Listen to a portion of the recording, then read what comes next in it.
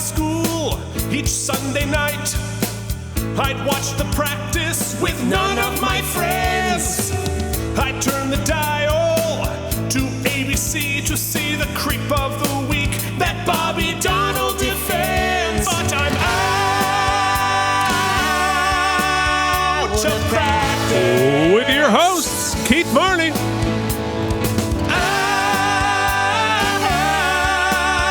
Out of practice. And Mike Indeglio. Way back in high school, most every night, my mom watched QVC, so I missed the practice. There was no TiVo, what could I do? Wait 15 years, get fat, then stream it on Hulu. Out of practice. This episode is brought to you by Welch's Fruit Snacks. It's the thing I can eat on air that doesn't make noise. Mike. Out of practice.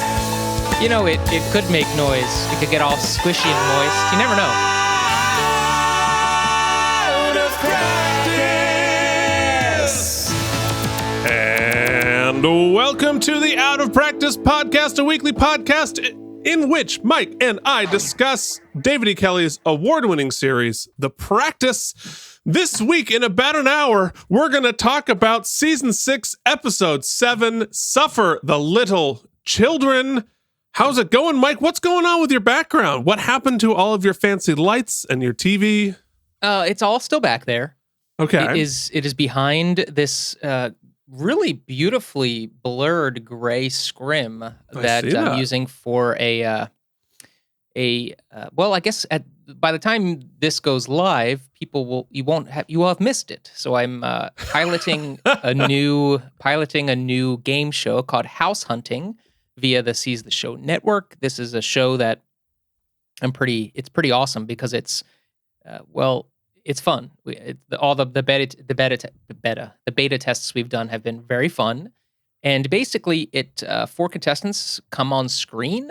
The audience is out there as well, and the audience basically votes on a category of item, and then just like the old Nickelodeon show Finders Keepers, the 4 people have to scavenge their house to acquire certain items. Different items are worth fun. different points, and then I also can award discretionary points for creativity. And then at times, if it's like on the line, like, will we accept this? Do we not accept this? Instead of it being arbitrary, we pass to the audience who votes on their phone to decide whether they want to keep the item or not, or whether we're going to award the points or not. And at the end, the last round, when we whittle it down to 2 players, it's a full scavenger hunt, and it's really sort of subjective items a la Oprah's soul. Bring back an item from your house that represents Oprah's soul, and then the audience votes whose is more acceptable. So it's Aveeno lotion.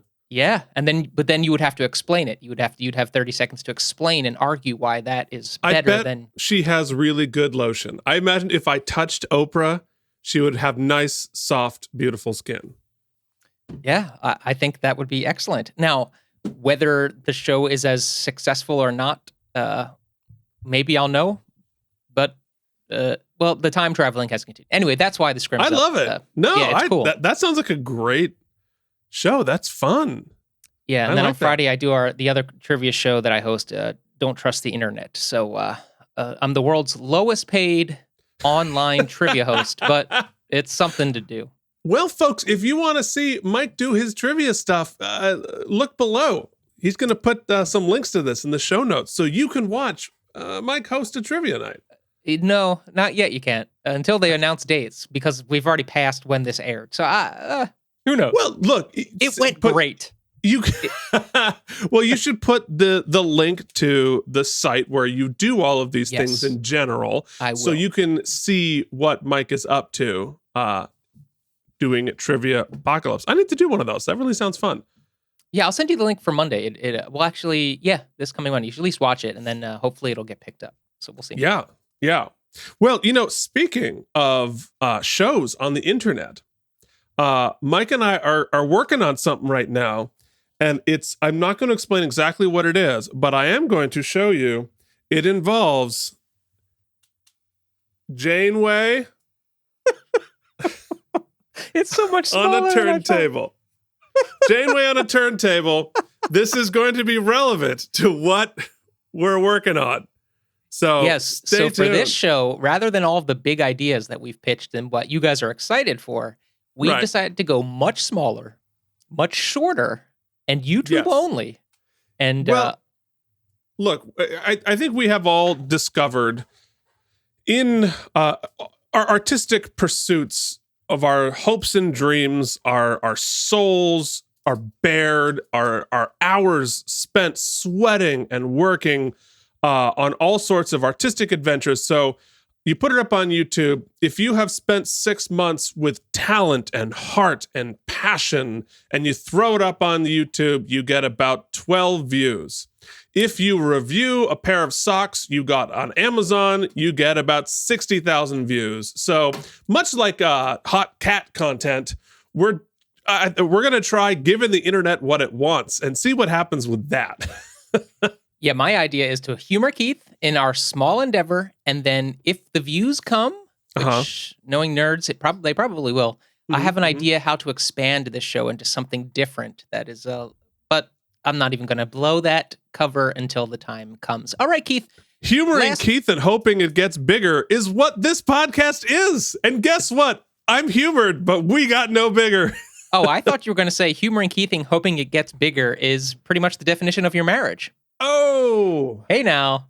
zing. Look, these are a 4.5 inch scale. 4.5 inch scale right now. That's basically 1-to-1. Did you get it? Hot cat content? I did. Do you know that when I hashtag OOPSCATCONTENT, it shows up on all the YouTube videos in which the cat appears? Does it really? So it's a weird meta tagging happening. I don't know. I'm so confused about that. But while we're here, let's talk about. We have tried for years to make this podcast a success. We failed. It's time to give the world what it wants. Hot cat content. Hot cat content. Hot cat content. Oh, shit. Oh, boy. So how are Cece and Dee doing this week? They're doing great, man. I'm going to set, I didn't have time to do it for today, but starting next week, did I mention that I have a new pet? I've been babysitting my sister's fish. Oh, yes, you mentioned that. Yeah. I did mention it. I bought it a new tank and the whole thing, but the cats are allowed in you the office bought while the I'm in here. The fish you're babysitting, a new tank? Yeah, but the second my sister saw the effort I put into it, it's become my fish now. Yeah, that sounds about right. Anyway, but there's all kinds of scratches on the tank. So the cats have now been banished from the office unless I'm in here. But even when I'm in here, they try to sneak and jump. So what I'm going to start doing for next week, Keith, is I might have a new cam, which is Fish Cam. Ooh. And we'll check in with Fish Cam throughout the episode. Oh my God, we're so old and bored. I love that. So we'll start that that. next week. But that's what they're up to. They're doing good. Dee was going after the fish this week, and I leapt at him thinking I was 20, and I smashed my clavicle against the headboard of the futon here. And I, for a moment, really, really feared that I broke my collarbone. I have broken my left collarbone before, and I know the excruciating pain that it causes.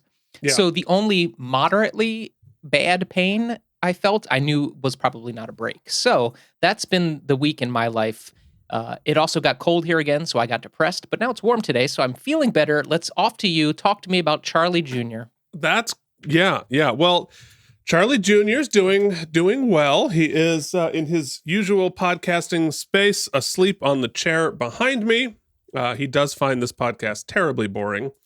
But yeah, no, I mean, the saga of the neighborhood cats is continuing. But happily, his room, which I reinforced the window for him, did hold when he tried very hard to get out and deal with the cat, which was good. One problem we're dealing with. So, folks, if you have any recommendations, write down below or send us an email at outofpracticepodcast@gmail.com. He claws up the furniture. Now, I have to say, our furniture is garbage. It's basically, it's just like Amazon pleather at this point because we haven't we still need to paint the living room, and so we're not going to get our furniture set till we paint the living room. And of course, Jillian's working so hard; she's so busy, we haven't had a chance to do it yet. But once we finally get some real furniture, we would prefer the cat not turn it into shreds. Now, I saw on Amazon there is this sort of like double-sided tape thing you can put on those spots, and I assume he's going to hate touching tape. It's definitely in character. So we might give that a shot. But if anybody has any recommendations on how to discourage the cat from clawing up your furniture. Now, have you thought old school, Keith, and gone with the spray bottle technique? I found that it is still more effective than you would think. Yes, we haven't done it yet. We will certainly consider it. Because, at this point, like, it's already ship sailed on most of the furniture. He has scratching posts already. Like, so he has 2, he's 1 on each floor. I'm going to get him more. But he ignores the scratching post and does it because it gets a rise out of us, because he's a cat and he just enjoys the attention. So yeah, it makes sense. He is a cat. Anyway, yeah, he's a cat. That's just, on some level you have to accept a cat's just going to cat. And that's fine. I get it. All right. Well, that was hot cat content.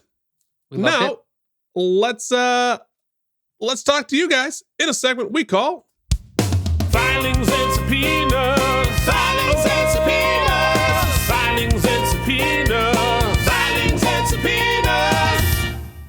Okay, well, we have a couple of quick things to talk about. First off, of course, moderator Phoenix Cage wrote in, we're talking old computers. He says, I know I always point out the weird commonalities that I have with Mike, but Keith, you and I really have some big overarching ones. I mean, we both had an IBM 386 back in the 80s. Not a lot of people can say they were learning to use DOS at the age of 7. I was older because I'm old. We were computer nerds way before it was cool. We're still not cool. That's just how authentically nerdy we are. And you, of course, pointed out you had a Commodore 64. Yes, and baby. I pointed out that before I had the 386, we had a 286. Girl. Yeah. I don't even think it had a hard drive. It's that thing was all floppy based, 5 1/4, by the way. No, the 286 was 3.5 or 3 and whatever it was. Oh, fancy. I know. It was pretty cool. Like, we had like an entire shelf of those 3.5-inch computer discs everywhere. But that's how we played Space Quest. Yeah, and King's Quest. Yeah, baby. And all of that fun stuff. Also, because I'm a completist, we heard from our good friend Lisa Max. In case you want to reach out, it's lisamxlm1@gmail.com, who sent us an email saying, hello, I'm an SEO developer who provides originally first page rank to amazing looking websites at very affordable prices. Okay. I'm an expert in the SERPs, optimize whatever here, and many other search platforms. We analyze your website and identify SEO errors, keyword opportunities, and competition. Respectfully, Lisa, digital marketing specialist. We read the junk mail. We also got that weird spammy one that wanted us to promote, but we couldn't Google Translate it. It was a language. I'm not even going to attempt to, but that used like characters that I did not understand. And you didn't copy it into Google Translate? It's such a good idea, but I didn't get to that. You didn't give me that good idea until I had already banished it to the spam. Yes. Well, here's a preview. It was definitely a sex thing. That's why I think premium, sex is private, right. Sex, hot girls. So, wow, we are really getting there. We asked for interaction on social media, and boy, we're getting it. So if you're an inflatable sex bot that can leave a review, feel free to do so by joining the jury. You can leave us a rating, leave us a review, but it has to be on Apple Podcasts or a podcast servicing app of your choice. Just let us know which one. And at that point, you can spam the sex. Don't do it on YouTube, because on the YouTube, I feel like I have to flag it. So, but if you want to join Phoenix Cage, you can speak with him on the YouTube as well. But yeah. Anything else, Keith, in our filings and subpoena section, or should we move on to the good stuff? Mike is ready to go outside already.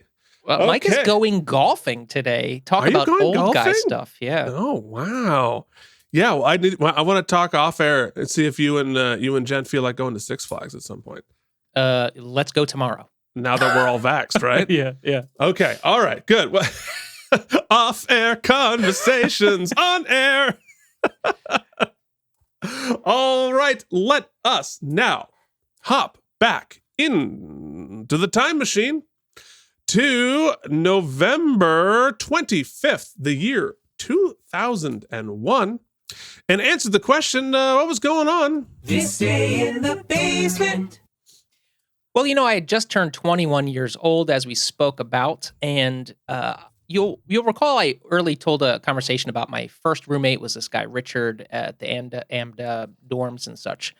But at this juncture, I was switching roommates to live with my buddy Jason, which we would live together for a little while, and then I would end up we secretly swapped rooms so that I could live with my girlfriend at the time, then we end up moving to Harlem together, me, my girlfriend, and Jason later. But this is when I was my first swap to live with my buddy Jason, he was awesome.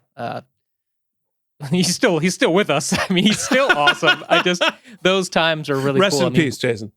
We were so poor. God darn, we were so poor. But that's such a cliche story, so I'll save it for another time when I have something specific to talk about. But that's what I was doing. I was moving out of that awesome guy Richard's room with Jason, where we started our super bromance that's continued to this day.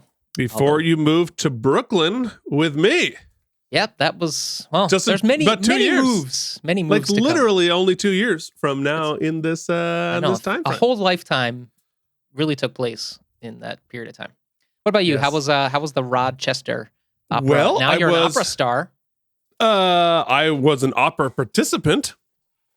And this was actually Thanksgiving in 2001. So I actually wasn't in Rochester. I was back in Vermont for Thanksgiving. My girlfriend was with her family. I was with my family.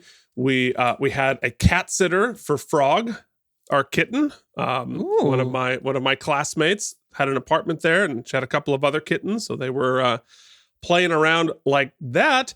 But what I was also doing is I was in rehearsals for a New Year's concert back in Stowe, Vermont, which we referenced a couple weeks ago with Back in Time True Crime. And I was set up to do this because the woman directing it was my first true heartbreak.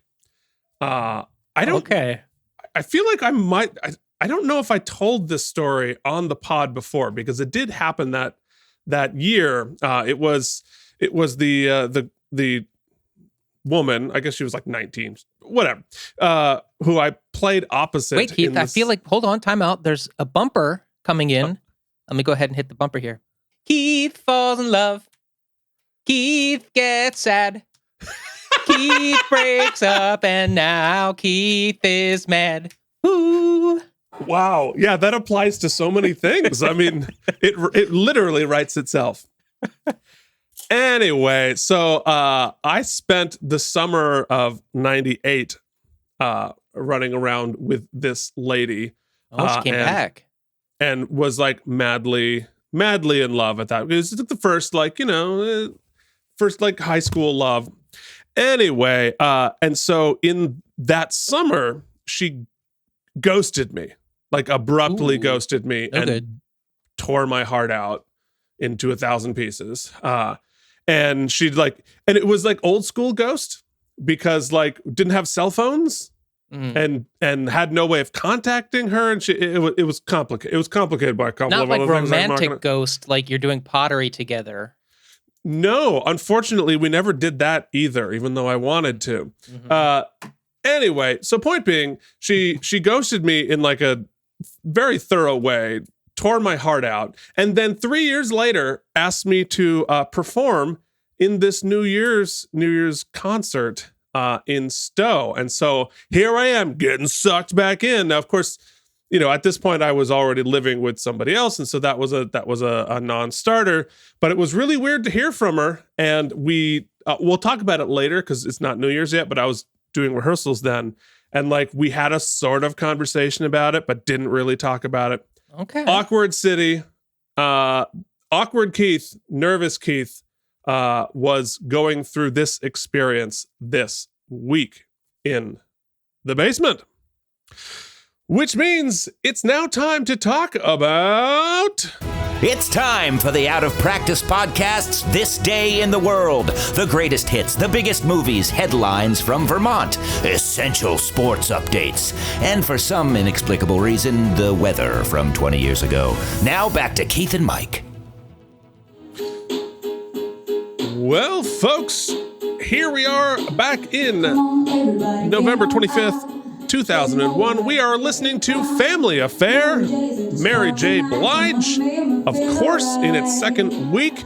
Also in its second week, Harry Potter and the Sorcerer's Stone is tearing down the movie theaters, taking in $57 million in week 2. The cover of the Burlington Free Press talked about hundreds of Taliban surrender as we were deep into the initial invasion of Afghanistan, and we're going to get out soon. I swear, it's coming really, really soon. Anyway, so that's what was going on in the world, and now it is time for everyone's favorite segment.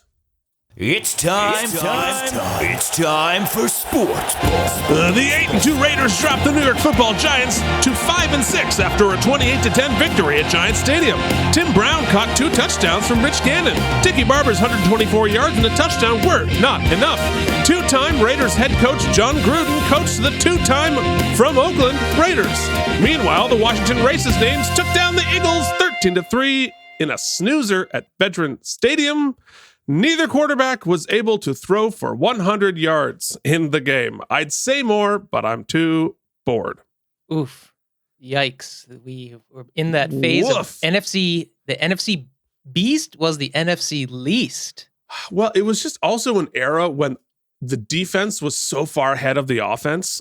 Mm-hmm. And so you had games where neither quarterback threw for 100 yards. And it was just like that late 90s, early 2000s. When like a quarterback throwing for 300 yards was a huge deal. And now it's sort of like, yeah, that's like the average. Oof. Anyway, it was boring. Boring back then. But you want to know what's not boring? I'm a human being. God damn it. My life has value. And I'm not going to take this anymore. It's time to talk about the damn episode. Folks, wow, that might have been the quickest beginning we've done in months. If not months. Years. If not years. If not years. All right. Well, guys, here it is. We're going to talk about the practice this week. Oh my God. We are talking about the practice season 6, episode 7, Suffer the Little Children. Written. Sounds ominous. By David E. Kelley, but by Lynn E. Litt, who last wrote on Home of the Brave, and James D. Solomon. This is his only episode of The Practice. He also wrote on The Bronx is Burning and was an Emmy nom for the Witness documentary. He was mainly a documentarian. But here he is working on his one episode of The Practice. It was directed by veteran director Dennis Smith, who last directed Public Servants. Okay, great episode. Which brings us to the eternal question.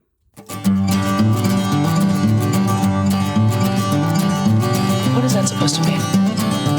What's your problem? Is this what happens to women when you insert your penis? What? What does Mike think's gonna happen? What if he would have drank the curdled milk? Then what would have happened? I'm actually kind of chagrined to hear that David E. Kelley is not writing on this episode, as I thought he was doing his doing yeoman's work to right the ship last week a little bit, because there's some glaring things I've noticed we've discussed ad nauseum that I think this would be a good week to fix. And I'm looking at your picture down there, and at least one of them seems a little bit. I feel like we need to get the female members. Here's my pitch to the writing room. Sexy pitch. Let's hear it. Oh, no. It's just, is it sexy? Well, big pitch. Big pitch. No, this isn't sexy. This has nothing to do with sex, just the sex of our cast. I feel like the women of our main cast have not been involved enough. And so this week, I want Lindsay on the case. I want Ellenor on the case. I want Rebecca on the case. And I think they're going to give it to us, right? They fixed the Jimmy Eugene thing last week, quote unquote fixed. I want the women in at least 2 of the 3 of our main women I want in the show this week. Okay. I want at least 66%. I also want to get back to what we talked about last week. I want to get Helen Gamble and the new DA back in the show. I love Ron Livingston. He's been in and out, but the last we saw him, he was being sort of a D-bag. Or let's say he was being scrupulous. Inscrutable, whatever. Something with the word scroot in it. He's a blast-ended scroot. Yes. So I want to see more scrooting. I want to see Ron Livingston scrooting with I want him to Helen. extrude scroot. Yes, I want him to scroot with Helen, and I want the women in the cast. And the case is clearly going to be dark and involving children, continuing from last week, children in duress, which is we're getting from the title. And apparently some sort of a locket with an old president is in it. So, yeah, all of those things is my pitch. Okay, you've got a lot going on there. Okay, well, folks, if you want to listen to this episode of The Practice, why? But if you want to, hop on to your podcasting service of choice, and we will see you back here for the Oopsies. And bring as much scroot as you possibly have. Scroot as hard as you can, guys. And we are back, baby. We are back. The 2 grown men have wiped away their tears. That one, I said before, that one got me twice. That final scene. All right. But in case you didn't listen to that and you didn't know what had happened, we're going to give you 2 bites at the apple to catch up with the rest of us. First up, Mike has 30 seconds to remember what just happened on the show. Y'all, a mom is pissed because her son got gunned down, and A.D.A Lowe is after this sumbitch.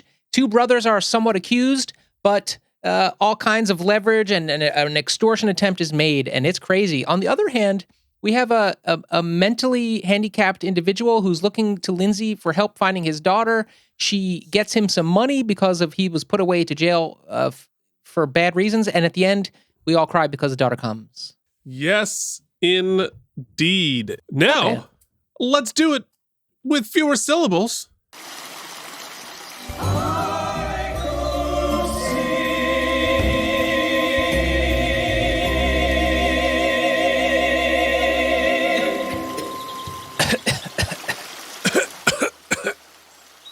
Two fathers searching. Leverage or extortion. Tears of joy for once. Wow. Fabulous. That was great. Thanks, man. Well done. That was a very, very good HaikOOpsy. And now it's time for just the regular, plain old... Ladies and gentlemen, the Out of Practice podcast, in unofficial, unsolicited, unfactual association with David E. Kelly Productions, proudly present... Oopsie. The Oopsies! Celebrating excellence in acting good, lawyering good, guesting good, and being Tom Brady. Not to mention, this is where we rate the episode and stuff. Now, here are your hosts, Keith and Mike. What the hell are the Oopsies? Well, Jackie, they're our fake awards show that begins every week with the highest noted award. Most valuable.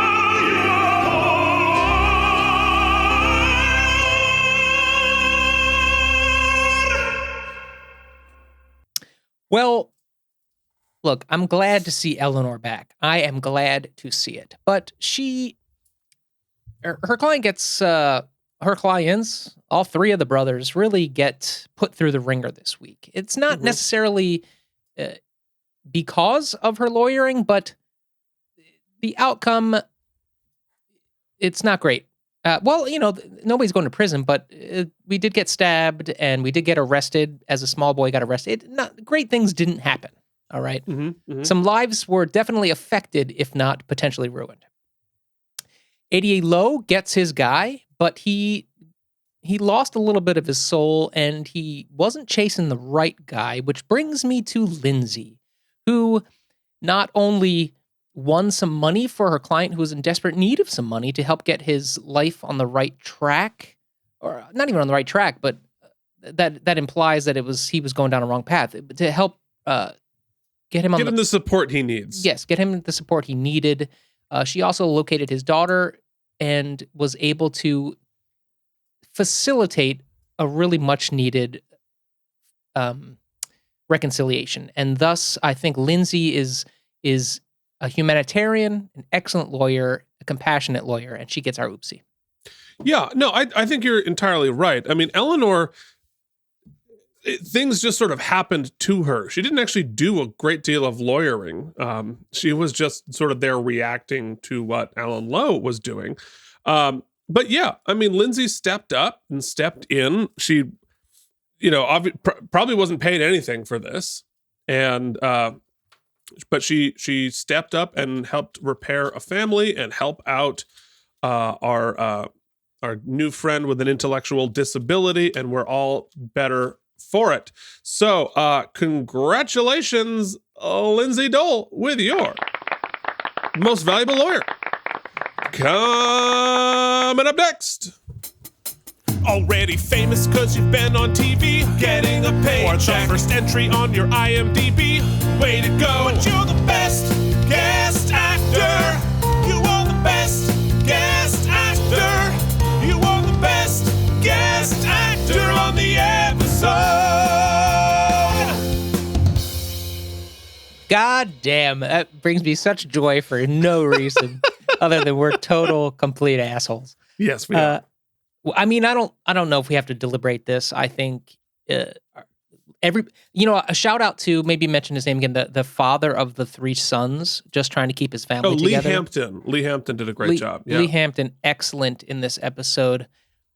But I gotta say, sometimes you win an Oscar because you're great, and an Oscar pales in comparison to an oopsie, of course. And so Obviously, I'm happy here. Yeah. I'm happy here to add yet another prestigious award to this man's mantle. Keith? To finally give Ray McKinnon the hardware he deserves. He can finally take that Oscar down and put it back in storage and get the one he really wants, which is an oopsie. Yes, no, I'm with you.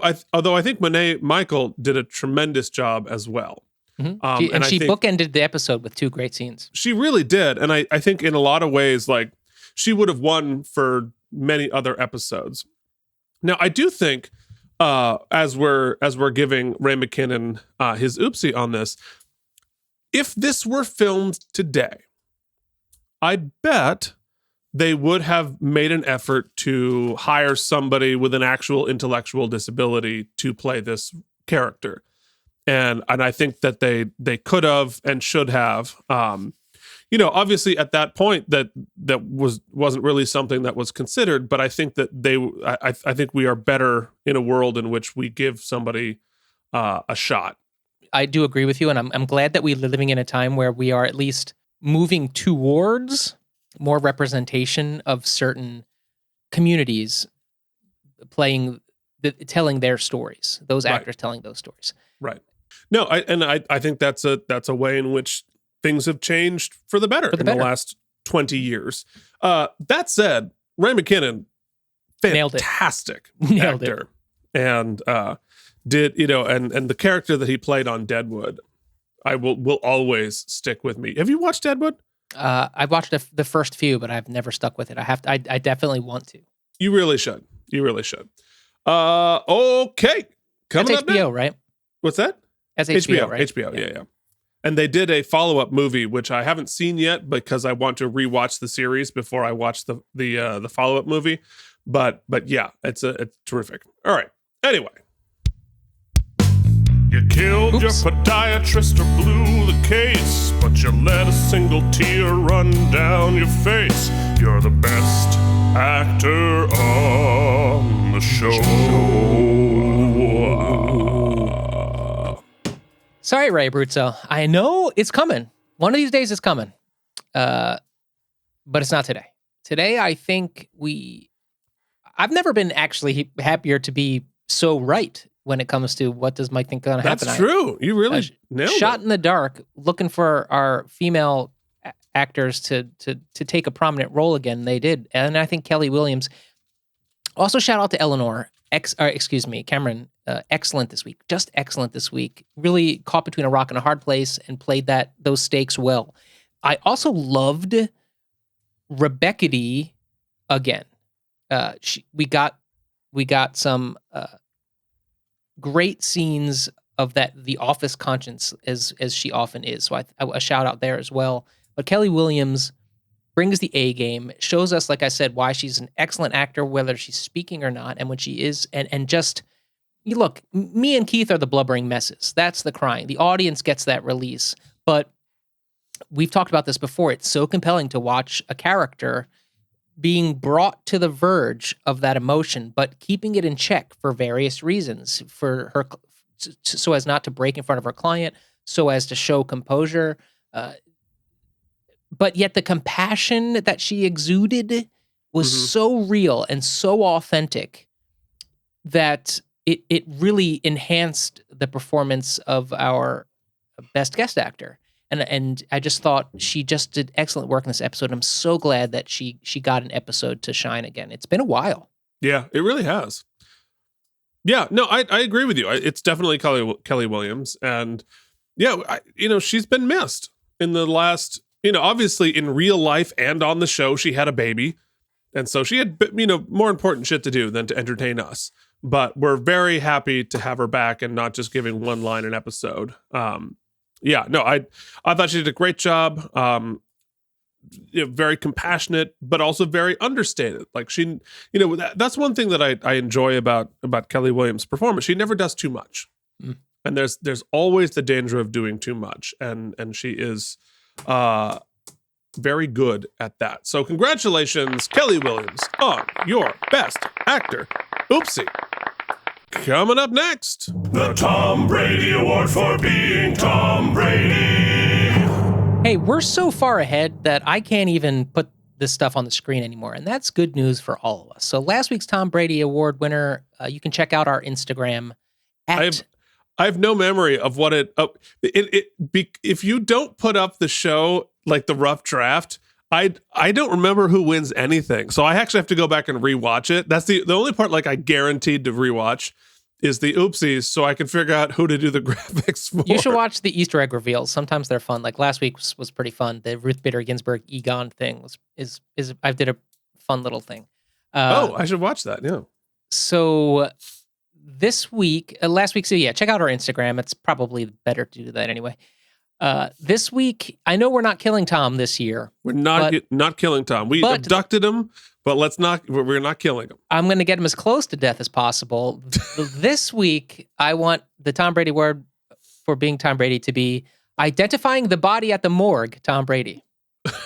He's not the body. He's just identifying the body. I've said it before. I will say it again. If anything ever happens to Tom Brady, the FBI will be at our door in about 30 seconds. They're probably already there, just waiting at least for something we'd get to some happen. views. At least we'd get some views. That's true.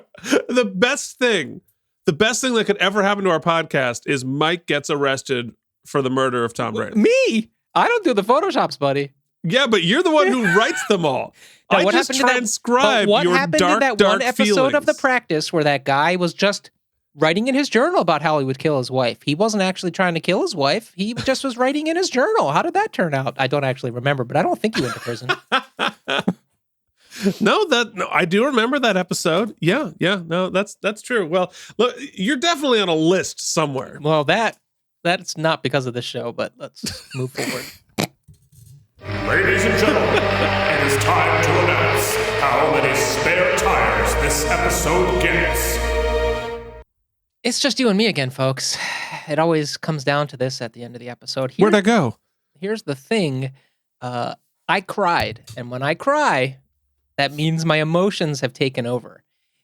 I think that the Kelly Williams, the Lindsay storyline here, I hesitate to call it the B story, but we'll call it the B story because it happened second, so we'll do it that way, was actually much more compelling to me. We didn't actually do much in courtroom drama with it, but I found it to have a much more even parabola of an arc.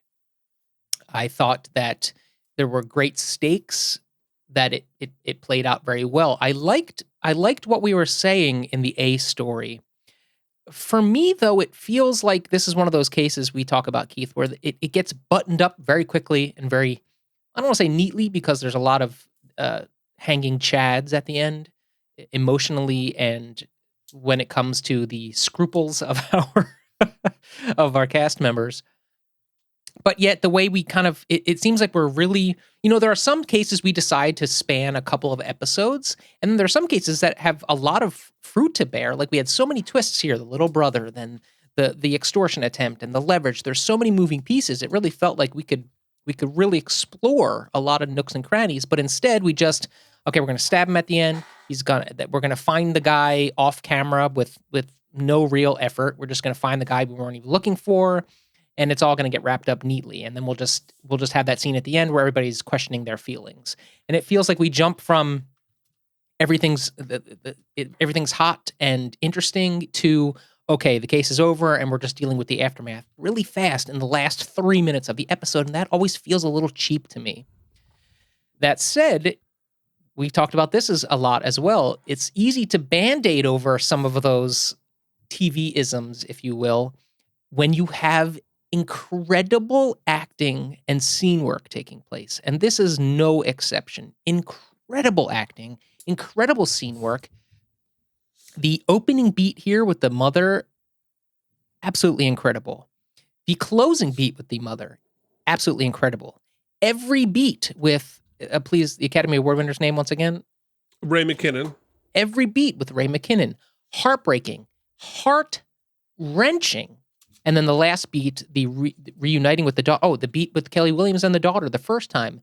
Then that reunion scene at the end, it was just really excellent. Those scenes were really excellent, and it was really smart of them to bookend the episode with that really great scene in the beginning of just a parent needing justice, and that closing scene with a parent who has been the victim of such injustice getting that chance, right? Getting that reunion and that chance of possibly having a relationship at the end. I just thought the bookends were really, really well plotted. So all in all, I have my nits, but I really enjoyed the episode. I mean, I cried. Two grown men cried together, which is, beautiful in its own right. And I'm going to give it, I've been rating things high, even though, we've had our nits to pick, but I'm going to give this one another high rating, 8.77 spare tires. Yeah. No, I think you put that really well. And yeah, I have similar nits to pick with it. Ellenor's case and A.D.A Lowe's case and the sort of complexity of that story and the sort of misidentified suspect and the whole family dynamic, all three brothers being a part of this and how they're being exploited by A.D.A Lowe. And I liked that world that we went into, certainly with the racial profiling, the gang profiling, and not being able to escape that life. Also, just a little bit of the drug stuff, like the middle brother was in this special academic program, and a little bit of pot would have been enough to throw him out of that program, and that's an injustice in itself. But my complaint with that storyline is that a lot of these injustices or complexities or institutional problems that this family is struggling with are sort of mentioned rather than explored. Right. And the consequences of how the system was screwing them over was sort of, again, mentioned, but it was in sort of like a shorthand way. And I appreciate it being a topic of discussion, but I'd really like to get deeper into it and have a better sense, because you have this family sort of victimized by this. Oh, I got huge. You did get huge. Here I am. So you I'll get you there. Yeah. You have this family being victimized by this institutional problem, and yet we're exploring that. Oh, here I am. I'm just trying to make a serious point. So you have this family being victimized by this system, and we're addressing it, but most of the time spent on it is white people talking about them. White people discussing, the consequences for this family who, is dealing with poverty, dealing with gangs, and lets us white people discuss what happens to them. And maybe that's part of the point. I don't know, but I like there's more there to be mined, and I would have liked to have spent more time on that. On the other hand, I also thought this episode had some great lines in it. Alan Lowe's last comment to Ellenor, that lawyers come to me and they say, either my client is innocent or you don't have a case. And what Ellenor said was, you don't have a case. It's like, I take my cues from you. And I thought that was a really fascinating distinction, and helped, and helped explain more of why he was doing what he was doing. And I also, because we as an audience are very much against what Alan Lowe is doing there. He's way overreaching. He's being sort of a monster. But adding that little wrinkle there makes it a little bit more complex, as does Monet Michael's character as the mother coming up at the end, because from her perspective, she wants the guy who murdered her son. It doesn't really matter what the other consequences are, which is why she shouldn't be making the decision on how you get from point A to point B. But it was also interesting that what he did eventually did lead to the right person being arrested, but it just had all of this other damage that got done along the way. So I don't know. I thought that was all sort of, it just makes me think about it. It makes me think about how I would write this episode differently. But it was a really interesting exploration. And on top of that, you're right. The case with Ray McKinnon and his daughter, played by Kimberly Peterson, was really beautiful and heartwarming. Again, as I said before, today I think it should be cast with somebody with an intellectual disability and not a tremendous actor, who is also a tremendous actor, not just an actor. And you're right. I mean, let's face it, it got me. And is it a little cheesy? Yeah, but it was good. It was really satisfying going down, and it made me cry both times. So, yeah. So nits to pick, but I cried. So you get an extra letter grade when you make me cry. So I'm going to give it 8.82 spare tires. All right. I thought like it would have been a 7.8 if it didn't make me cry, and it made me cry both times I watched. So you get your full tire when you make me cry twice. All right, folks, it's time to reveal the Easter egg. Oh yeah, we're going a different. I remembered. Yeah. Okay. Well, that's great. I remembered. So, our fellow here in the cast. Now, I mentioned that. Do you have any guesses? No. All right. Is it a locket? I didn't see a locket. It's not a locket. It is a picture, an old timey picture. I mentioned that Ray McKinnon played a character on Deadwood and had an amazing arc, and the character that he played was Dr. Reverend Henry Weston Smith, and that is the actual Henry Weston Smith. Oh, look at that. That's as the cool. person he actually played on Deadwood. Sweet. That's cool. All right. I like that one. And with that Easter egg, we have gotten through another episode of the Out of Practice podcast. If you would like to join the conversation, please send us an email at outofpracticepodcast@gmail.com. You can find us on Facebook and Instagram at Out of Practice Podcast. And while you're at it, you're already online. You've got nothing to do. You don't have a lot to do. So you can leave us a rating and review on Apple Podcasts or any other service of your choice. You can join the jury. We're going to read what your comment is on the air, good, bad, or ugly. You know we're going to read it. And we're going to play a little bumper and all that stuff. We really appreciate it. Speaking of people who we really appreciate, the Out of Practice podcast is brought to you by generous founding sponsors Jorge Navoa, Cloud Lover 69, Leanne Wrights, Jennifer Masanova, and Kari Kuhn. Did you know that you can join them? And you can. All you have to do is click on the show notes, one of the links. You can leave a monthly contribution or a one-time donation. Helps the show. It might not seem like it, might not sound like it, but it lets us buy cool things like this turntable, which we will explain at another time. In the meantime, do me a favor. Threaten all types of extortion in order to get us some sweet, sweet laser sounds. Laser sounds.